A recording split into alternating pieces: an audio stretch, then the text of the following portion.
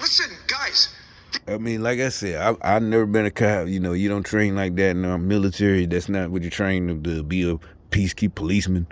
But unless you're an MP, I guess. But let's bring in Dan Bongino. He's the host of Unfiltered with Dan Bongino. He's a former NYPD officer as well. Dan, you've heard the conversation. You've seen the video. What are your thoughts this morning? Well, I intentionally didn't do any media on this, even on my own accounts, social or my shows, or even this network last night, because I wanted to wait to comment until I actually watched the video multiple times, saw multiple angles, and having done this job, having been a street cop in the 7-5 precinct in East New York, Brooklyn, one of the most dangerous in the country, I've been there and hundreds of now, I mean, I think he's trying to have empathy for cops in bad neighborhoods. But I think that, to me, that's what I was just talking about in the last video. The uppity, the criminals and the cops from New York, they think everything down south is just so slow and easy, and that's part of the danger. That they think, and like I said, I'm not saying what the cops did with was so bad, but I just know niggas in Birmingham, and it's because them guys, they was in a special group called the Scorpion Group. There's a reason they had that group. And I ain't talking about their tactics, what they did to dude, but I would know niggas like they did that. Oh, Scorpion Group, they after me. Or they done kicked, SWAT. They done kicked my door in. I know niggas got kick doors and all that shit from the cops, SWAT. So there's a reason, because them niggas acting the fool. So there's a reason. Now, I ain't say they had to do him like that. I don't know. But my point is, there is a reason for all this, and they keep making everything, some kind of issue. And we said, it ain't the issue with them, it's the issue with how the niggas acting. They got to do all that. Stops and foot pursuits. So I've seen it, and I know exactly what it feels like to walk up on a car. I waited to comment because I'm trying to find any legitimate, rational reason that the situation was handled the way it was.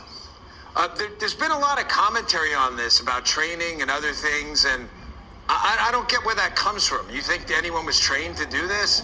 This isn't a training issue, guys. I was actually... And see, that's what something said that about 2 hours ago, before this video popped up for me.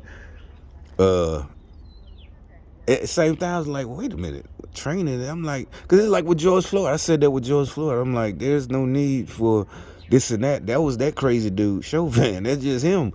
Because I'm like, just as anybody with a job, there were people filming him and he still did it. Wouldn't your pension, you thinking about your pension, your retirement, your check, you gon' but you still just doing what you do. I'd be calling an ambulance. The dude is ODing. Let me call the ambulance to come get this dude. That like, fuck that. I'm not, getting some kind of manslaughter charge as a cop. But you could be like, that's just you got more comments. I don't care. And with these dudes, like he said, I was just thinking, like, something, I don't know, must be the Holy Spirit. Everybody was thinking it today, because the video got released, and so everybody's thinking with common sense. That's not. What are you gonna train? They already know how to subdue people. I would think. If you start resisting, especially for them. So that was something else. Yeah, that was, I don't know what they had going on, or maybe he in some kind of got some kind of affiliations, and he had been whatever, and they thought they had him finally, by themselves, and gonna work him over, but it was another camera. I don't know. And see, this what I'm saying. What I'm telling y'all, putting yourselves and children in danger. But when people like me speak and say what I say, I'm not agreeing with the cops. That's just common sense. Like, that's from dealing with people like cops, or dealing with other niggas, real niggas. We don't sit there and, they need to learn new training. It is like they just got caught, and that's what it is. That was them, and they going to prison. I'm thinking most cops gonna learn in big cities like that. Memphis or here, or Atlanta, or something, or Birmingham, or St. Louis, or Cleveland, Detroit.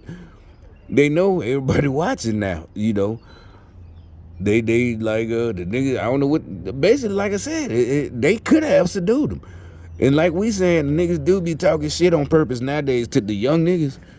But I think there's a way and it wouldn't have been getting away with it. It would have been deemed of appropriate use of force. Because if the dude is fighting, you know, I think they could have, you know, threw him to the ground because he's fighting. And the body cam and the only people that would have been talking shit are the people who purposely want to start trouble, the troublemakers, the anarchists, or whatever you want to call them. Most of them are white, the Antifa people. They would have caused trouble. Rest of us, same people, same black people. Everybody would have been like, he just should have gave up. As long as they just gave him, you know, whatever. And once they got him subdued, but it looks like they kept beating that dude no matter what. And they getting what they get. Just like anybody who murders somebody, they going to prison. And basically, that's the end of it. There's no need for all this. But they ain't doing nothing. See, that's a good thing. But the funny thing is, it's like they want people to be mad that they're not doing anything. They're like, oh, y'all white folks mad. We're just being, this time they really are. If you look, they ain't really burning nothing down or nothing. They ain't doing nothing. And nobody's mad. Nobody's like, oh, we thought they was, no. Everybody's like, that's what we've been told you. The whole the last 5 years. Just, you gotta have your protests, but y'all was tearing up shit. You're not getting a pat on the back for finally doing the right thing. Yeah, it's like, no, now you're doing what you're supposed to do. You know, you got your signs, you're marching. And ain't nobody, the only thing we're saying is like, change what? There's nothing to change. And that's what it's supposed to be. Prison sentences, that's what they're for. They're a deterrent to stop other people. You know, the next cops in the hood who mad at some nigga who you know, who pulled away from them and, you know, tried to run, and they catch up to him. They might be mad and heated, but they thinking like, nah, you know, they might have to scuffle with him, but they gonna do what they gonna follow their training and just subdue him and put the cuffs on him and, you know, call for backup, they gonna take him in. And, you know, he don't have some bumps and bruises, but he ain't gonna be beat to death. Cause they know, like, nah, you know what? I don't care how angry I am. You know, you just go, you know, we got the guy and that's it. But, and that's another thing that they always talk about down south. But like I said, let me start.